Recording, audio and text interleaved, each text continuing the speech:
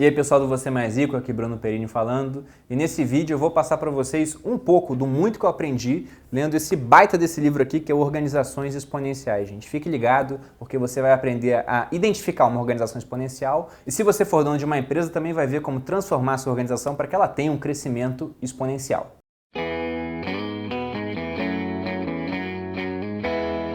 Pessoal, antes de começar o vídeo, eu quero pedir para você já deixar um like aqui para ajudar a divulgar o canal Você Mais Rico aí para mais gente. Se você não for inscrito, se inscrever no canal, ativar o sino das notificações para ficar sempre a par das novidades que vão vir por aí. Agora, sobre essa obra, o Organizações Exponenciais é um livro realmente muito bom. Ele tem 3 autores, o Salim Ismail, Michael Malone e Yuri Van Guest. Todos fazem parte do Singularity University, que é uma universidade criada pelo Google.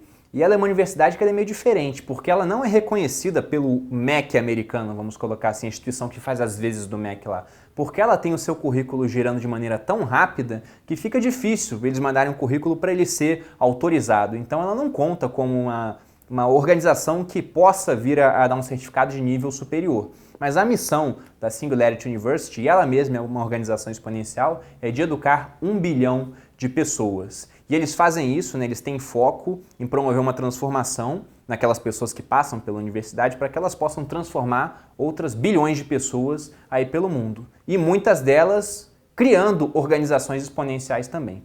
Então o que seriam essas organizações exponenciais para que você possa entender e por que isso é importante? Organizações exponenciais são aquelas que têm um crescimento assombroso, assustador. E muitas delas fazem isso tendo poucos funcionários, tendo poucos ativos, são muito mais ligadas no poder de uma ideia, dessa nova economia aí, que graças à tecnologia ganha escala rapidamente, do que aquela economia da Revolução Industrial, onde as fábricas tinham muitos ativos, as indústrias eram muito grandes, com muitos funcionários, e tudo dependia também da entrada de matéria-prima para ser transformada ali em algum produto. As organizações exponenciais são muito mais baseadas em informação. E elas têm algumas características que fazem com que elas tenham uma divergência frente às organizações normais e apresentem resultados muito mais rápidos. E é importante que você saiba disso por 2 motivos, Pelo menos eu vejo assim. O primeiro motivo é que essas organizações elas causam disrupção. O que é isso? Até algum tempo atrás, as maiores empresas mandavam no mundo e tinham como concorrentes fortes outras empresas muito grandes. Hoje em dia, talvez o concorrente mais forte nem tenha aparecido ainda. Pode ser um garoto empreendendo da garagem dele, criando uma organização exponencial que de repente em um ano pode deslanchar e vir a afetar um setor altamente consolidado. Então é importante que você saiba como está ocorrendo essa disrupção e como você pode transformar, se você for empresário, a sua empresa numa organização exponencial para que você esteja do lado que faz a disrupção e não do lado que sofre com a disrupção. E o segundo ponto é porque nós, como investidores, eu acredito que você que está me vendo aqui já deve investir, eu espero que faça isso ou que venha a começar em breve, queremos investir naquelas empresas que fazem a disrupção e não naquelas que vão ser a próxima Kodak da vida, que vai estar lá com o seu negócio de revelação de fotos altamente lucrativo e não vai ver as câmeras digitais chegando e atropelando a empresa a ponto dela vir a quebrar pouco tempo depois. E agora vamos às características das organizações exponenciais. Na imagem que eu estou colocando aqui, vocês estão vendo siglas que definem como que funciona uma organização exponencial. E essas siglas elas se baseiam na parte de controle e estabilidade na parte de crescimento, o lado criativo. Tem até a figura de um cérebro mostrando que nós temos o lado esquerdo do cérebro, que comanda o lado direito do corpo, que é responsável pela parte de controle. E a sigla, para lembrar o que uma organização exponencial tem nessa área, é o IDEAS. A gente vai falar rapidamente dessa parte e dar mais foco no lado direito do cérebro, que comanda o lado esquerdo do corpo, o lado criativo, que é o que as empresas exponenciais usam para realmente crescer, que tem a sigla SCALE, escala, em português. Então, abordando aí o que seria cada lado desse. O IDEAS é realmente para você ter um controle melhor da sua empresa. E o Scale é como você faz para realmente fazer a sua empresa crescer exponencialmente. Por isso que a gente vai focar mais nessa parte do Scale. O que seria cada letra? Eu vou abordar uma por uma. A primeira letra, o S, é de staff sob demanda. O que é isso? Essas empresas exponenciais não têm grandes equipes, são quase sempre equipes muito enxutas, pequenas. E quando você precisa de mais gente, você não vai contratar alguém para ficar permanentemente trabalhando com você. Você vai contratar sob demanda. Nossa, tenho que fazer uns vídeos porque a minha empresa tem que ter um canal no YouTube para se comunicar com os clientes. Então você não vai contratar um editor para ficar a vida toda com você. Não, você vai pegar um freelancer, vai contratar esse cara por demanda, quase sempre ele vai trabalhar home office para que você tenha um mínimo de despesa com ele e ele também possa lucrar ao máximo sem ter tantas despesas. Então vai ser bom para os dois lados, né? Até porque toda a troca comercial que ocorre parte do pressuposto de que ela é boa para as duas pessoas, senão simplesmente ela não ocorreria. Se fosse ruim, ele falaria, ó, não quero, e você procuraria outra pessoa para fazer isso. E também tem uma análise bem interessante que eles fazem aqui no livro. Eles falam o seguinte, né? A chance, né, num mundo em constante transformação, de que o melhor profissional esteja dentro da sua empresa ao invés de estar fora, é muito pequena. Então você vai ter equipes enxutas, formadas sobretudo de pessoas em quem você confia e que sejam também muito capazes, mas essas novas habilidades que você vai precisar, você vai pegar sob demanda, o cara vai prestar o serviço para você, enquanto esse serviço for necessário, você está tendo esse contrato com ele, e na hora que ele não for mais o melhor prestador de serviço do ramo, cada um segue o seu destino. Então assim, pequenas equipes conseguem conquistar grandes mercados, contratando profissionais quando eles precisam. Essa parte de staff sob demanda, essa pessoa que você vai contratar, pode muitas vezes sair da próxima letra que a gente vai ver nessa sigla, o C, de comunidade e multidão. Então você tem que conseguir usar essa comunidade que vai se formar em volta da sua empresa, porque são pessoas que, se elas estão chegando até um perfil da sua empresa numa rede social, porque elas têm afinidade com aquilo. E muitas pessoas querem trabalhar naquele ramo. Então, como que algumas empresas fazem isso, né? Elas lançam mão de concursos, elas botam problemas para que essas pessoas resolvam, quando vê um camarada diferenciado, vão lá e pegam esse camarada sob demanda. E essas comunidades são muito interessantes também para dar feedback quanto aos produtos que a empresa vai lançar. E nisso eu posso usar até o meu exemplo. Quando eu criei o meu curso, o Viver de Renda, na primeira turma, eu não tinha ideia se o curso realmente estava do agrado, se ele estava resolvendo as dúvidas que eu estava me propondo a fazer. Então o que eu fiz? Eu abri uma primeira turma realmente pequena. Eram inicialmente 30 vagas, como as 30 vagas acabaram em coisa de 1 hora, eu abri mais 20 depois, mas foi uma turma com 50 pessoas. E essas primeiras pessoas me deram muito feedback do que realmente estava bom, do que havia melhorado, do que havia faltado, porque eu fiz um produto ali, que a gente pode chamar de produto minimamente viável, alguma coisa que eu poderia colocar para ser comercializado, mas ele estava longe de estar perfeito, até porque nunca vai estar perfeito, né? A regra é que perfeição não existe, a gente tem que focar sempre no progresso. E graças ao feedback dessas pessoas, dessa comunidade, eu pude melhorar o curso para que ele se transformasse em alguma coisa ali que agregasse cada vez mais valor para aquela pessoa final, o cliente que vai adquirir e vai se transformar no meu aluno. E várias empresas fazem isso, eles usam a sua comunidade para ter feedback quanto aos produtos e serviços que eles oferecem. Por exemplo, eu tenho aqui o meu canal no YouTube e eu adoro essa plataforma, porque ela me paga para eu transmitir a minha mensagem para milhares de pessoas. E ela me paga como? Quando eu autorizo a veiculação de anúncios nos meus vídeos. E o YouTube, de vez em quando, ele testa algumas modificações na plataforma. Então tem modificações que eles enviam para algumas pessoas para testarem e outras para outras pessoas, outros usuários testarem. Como é que eu sei disso? Porque minha esposa também tem um canal. Então a minha esposa agora não recebeu nenhum teste para ser feito quanto à plataforma, mas eu estou tendo acesso a uma plataforma beta do YouTube que eles estão tentando melhorar para os produtores de conteúdo. E eu dou o máximo de feedback que eu posso para eles, porque eu sou muito grato ao YouTube pela maneira como ele permite que a gente possa passar uma mensagem por aqui sem cobrar nada por isso, né? Como eu falei, até ganhando para isso. Mas essa é uma maneira que as empresas exponenciais, e o YouTube é uma empresa exponencial, dentro de uma outra empresa exponencial, que é o Google, né, fazem para usar o poder da comunidade para fornecer serviços cada vez melhores. E você tem que usar também, de certa maneira, isso na sua empresa. O terceiro ponto é que as empresas exponenciais, elas usam muito algoritmos, né? O que seriam algoritmos? Seriam programas inteligentes. E por que elas usam isso? Porque esses programas, primeiro, que vão estar funcionando durante 24 horas e vão deixar toda a estrutura mais barata. Ao invés de você ter uma pessoa, por exemplo, para escolher, né, vamos supor, no Facebook, qual post que ela vai mostrar para aqueles 2% de público orgânico que vê as publicações que você faz no Facebook, porque hoje, na verdade, está até menos de 2%. 2% era na época que o livro foi escrito e já faz, acho que, uns 3 anos. Não é uma pessoa que define isso, é o algoritmo que vai ver, com base no que a pessoa gosta, que tipo de publicação ela vai ver. E, se várias pessoas gostarem daquela publicação, mostra para um pouco mais de gente. No Instagram também está mais ou menos assim. O Instagram mostra para 10% e se as pessoas curtirem mais do que o normal, ele vai mostrando para mais pessoas. Mas isso tudo é feito sem que haja interferência humana. E com isso você economiza dinheiro nessa parte de mão de obra e também deixa o processo todo automatizado. E a gente muitas vezes fala que o homem é insubstituível em algumas áreas. E eu vou dar um exemplo para vocês, né? Na hora de contratar pessoas, muita gente não vai confiar num algoritmo para fazer isso. Mas uma pesquisa da Associação Americana de Psicologia mostrou que um algoritmo era até 25% mais bem sucedido nas contratações do que um ser humano fazendo aquela entrevista intuitiva, porque o algoritmo não tem nenhum tipo de viés cognitivo. O ser humano é recheado de viés cognitivos na hora de falar com uma pessoa. Então, se ele gostar da pessoa de cara, ele vai procurar o viés de confirmação, né? Confirmar aquela primeira expectativa, aquela primeira impressão positiva que ele teve da pessoa, através de perguntas, e quando a pessoa responder algo que ele gosta, ele vai estar reafirmando aquela primeira impressão. E quando responder algo que não gosta, ele pode muitas vezes desconsiderar, porque o viés de confirmação vai estar afetando ele. Também há outros viés, o de recenticidade, o de aversão à perda, o de apresentação, né? Quando uma certa pessoa fala uma ideia para você, você descarta, mas quando outra pessoa que você já tem mais afinidade traz a mesma ideia, você aceita porque era outra pessoa trazendo. O algoritmo não sofre disso, ele não tem simpatia por pessoas, ele pega realmente os dados e por conta disso ele pode ser muito mais bem sucedido em certas esferas do que o ser humano. Dessa maneira, as organizações potencializam o que elas podem fazer, já que não vão depender de pessoas, e sim de programas. Um exemplo de uma organização exponencial que usava muito algoritmos e conseguiu um valor de mercado absurdo, com quase nenhuma equipe, foi o Instagram antes de ser vendido para o Mark Zuckerberg. Naquela época, Zuckerberg foi comprar o Instagram pelo incrível valor de $1 bilhão. E sabe quantas pessoas de fato trabalhavam no Instagram, faziam parte realmente do staff daquela empresa? Só 13 pessoas, né? Quase certamente eles teriam também alguma coisa sob demanda quando eles precisavam para algum projeto novo.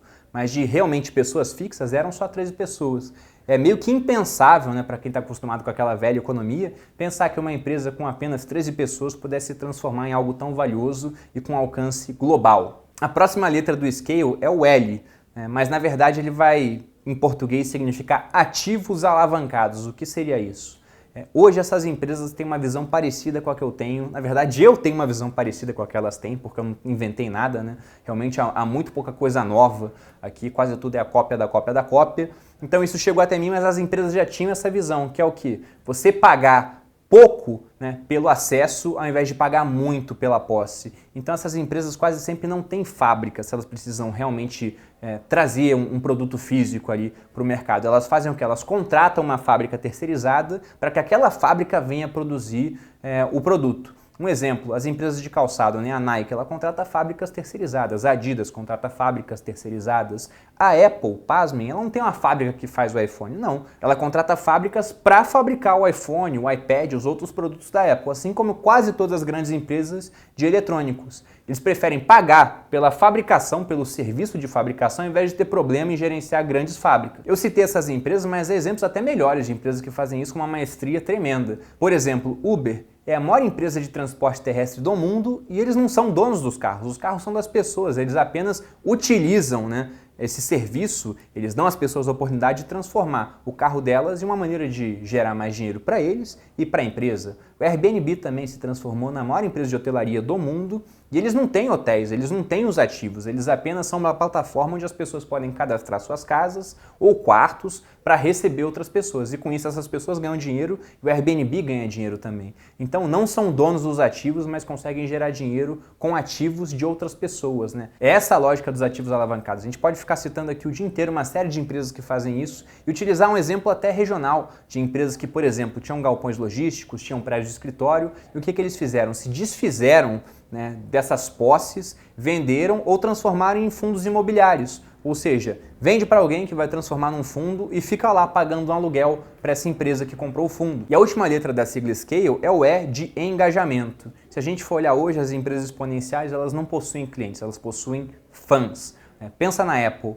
É normal que uma empresa que mexe com tecnologia, na hora que for fazer o lançamento do seu novo iPhone, né, tenha filas na porta das lojas? Não, esse tipo de devoção foi conquistado porque a empresa realmente ela criou um engajamento na sua base de clientes a ponto dessas pessoas virarem fãs, né, não trocarem mais aquele produto por um outro, mesmo sendo um produto mais caro. A Apple é realmente especialista em transformar clientes em fãs. Eu lembro até de uma palestra que eu fiz e eu dei um exemplo disso, né, perguntando quem tinha saído de um celular Android, por exemplo, para um iPhone. E várias pessoas levantaram a mão, realmente muita gente, a maior parte da sala.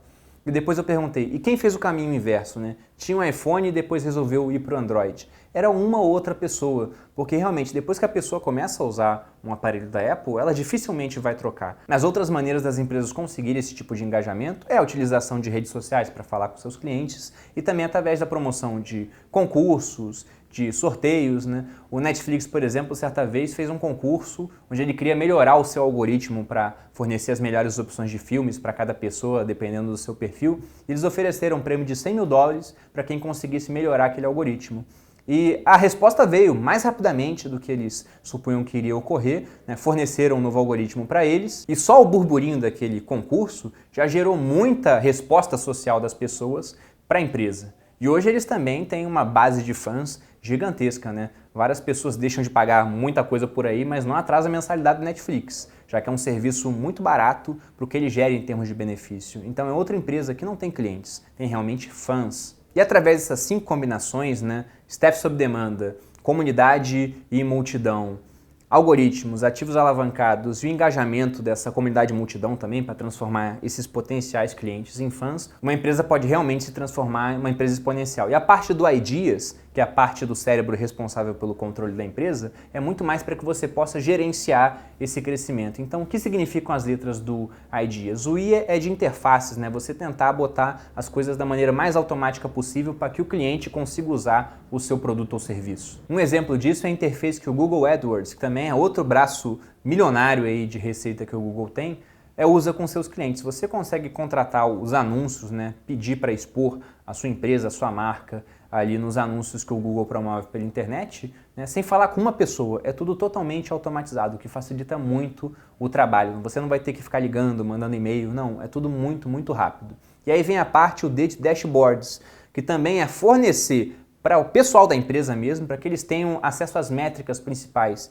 Então, por exemplo, o YouTube me fornece várias métricas quando eu entro lá, o Instagram também, do crescimento do meu perfil, de quantas visualizações eu tenho, de quantas pessoas curtiram o post, quantas gostaram, quantas não gostaram, os comentários, que também dão toneladas de feedback, né, para que a gente possa melhorar cada vez mais. Então, a dashboard é muito importante para essas empresas. O E seria de experimentação, então essas empresas não têm medo de testar novas ideias, elas utilizam para isso, novamente voltando à sua comunidade de multidão, aquele exemplo que eu dei para vocês do YouTube, e através dessa experimentação e da falta de medo em errar, né, porque elas vão testando realmente com muita gente para ver qual a plataforma que vai agradar mais, as empresas vão evoluindo cada vez mais e se mantêm na vanguarda dos seus respectivos setores. O A é de autonomia, né, mesmo sendo uma empresa quase sempre que começa com uma equipe pequena e trabalha muito mais ali com staff sob demanda, você pode ter que crescer um pouquinho essas equipes e você tem que dar autonomia para elas trabalharem.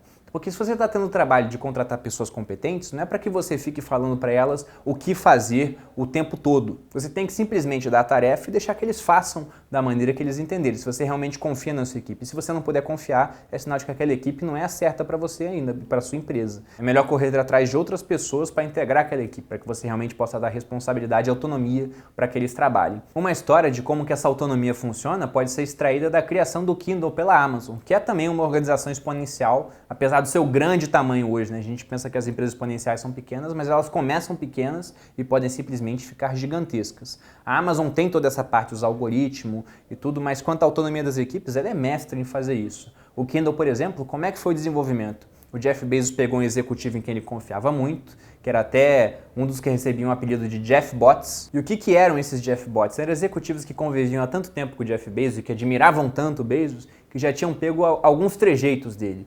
Então ele pegava esse pessoal, um Jeff Bot, dava para ele uma equipe enxuta, né, igual as organizações exponenciais usam, deslocava ele para fora ali da Amazon para que ele ficasse realmente fora daquela atmosfera, dava um orçamento reduzido e falava, olha, a missão é criar um dispositivo de leitura, né, faça isso da melhor maneira possível. E esse camarada criou o Kindle e foi um baita sucesso que foi sendo aprimorado com o tempo através do feedback da comunidade das pessoas que usam ali o Kindle para se transformar em algo cada vez melhor. Mas graças ao quê? A autonomia da equipe. Não teria como o Bezos, que é CEO de uma empresa gigantesca, ficar microgerenciando cada projeto. Não, ele realmente tem que confiar na equipe dele. E a última parte também de controle é desenvolver ferramentas sociais para que a própria empresa consiga utilizar. Porque se a empresa ficar se comunicando através de e-mail, no e-mail tem muita distração, chega muita coisa de fora. Então tem que ter algum tipo de dispositivo interno que facilite a interação das pessoas e a interação de pessoas dentro de diferentes esferas da empresa, porque muitas ideias interessantes surgem do encontro de pessoas com habilidades complementares. A própria sede da Apple, por exemplo, foi criada de maneira a facilitar esses encontros fortuitos.